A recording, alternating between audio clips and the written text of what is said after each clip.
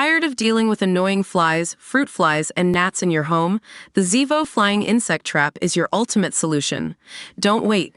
Check out the link in the video description now to get your Zevo Flying Insect Trap on Amazon and enjoy a bug-free home today. A gang of builders who preyed on vulnerable and elderly homeowners across England and Wales to rake in a staggering £1.2 million, have been jailed. The victims, most of whom were pensioners, were told they needed urgent work done on their properties, for which they ended up overpaying.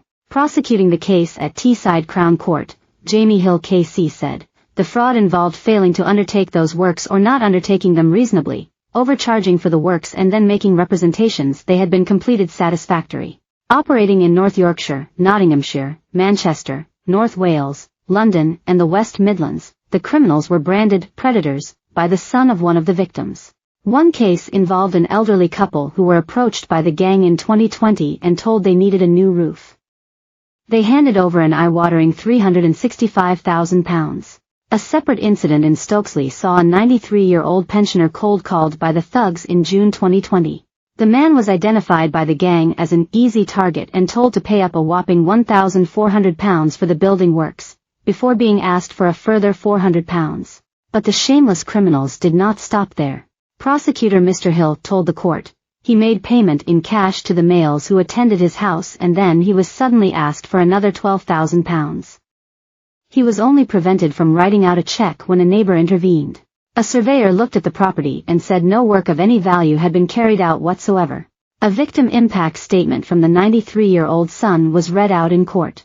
It said, Dad's innocence became more pronounced as he entered into his 90s. The people went to Dad's home, took as far as I know around £1,400, then returned to try and take significantly more, having clearly identified him as vulnerable and an easy target. The worried son wrote of how his father had not been sleeping well after being targeted by the ruthless scammers. He said, I believe Dad continued to dwell on the incident. It's likely he became more prone to anxiety living on his own. These people are predators and should be ashamed. They're preying on vulnerable people and must be stopped and made to face the consequences of their actions.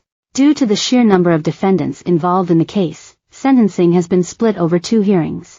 For members of the group, John Mayallin, Stephen Cantello, Lawrence Newberry Jr. and Ayanghus O'Reilly appeared at Teesside Crown Court on Friday. Addressing the men, Judge Howard Crowson said, this well-organized fraud targeted vulnerable victims.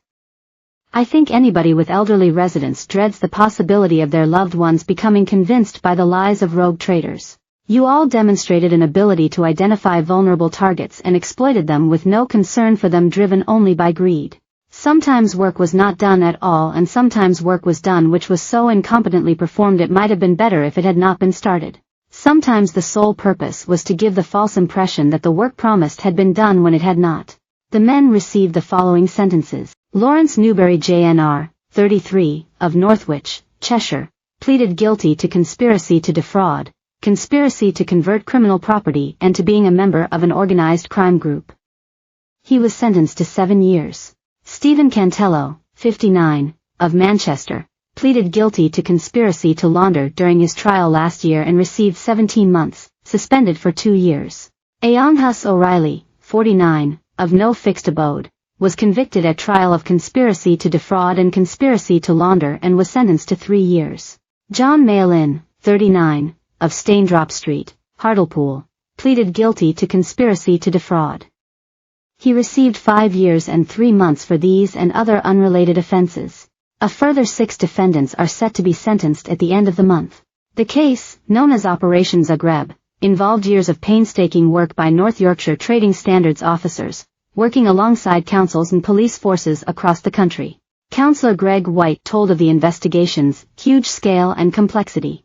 White, who serves North Yorkshire Council's executive member for Trading Standards, said, these men took advantage of the elderly and vulnerable, taking money the victims had worked hard for throughout their lives. T.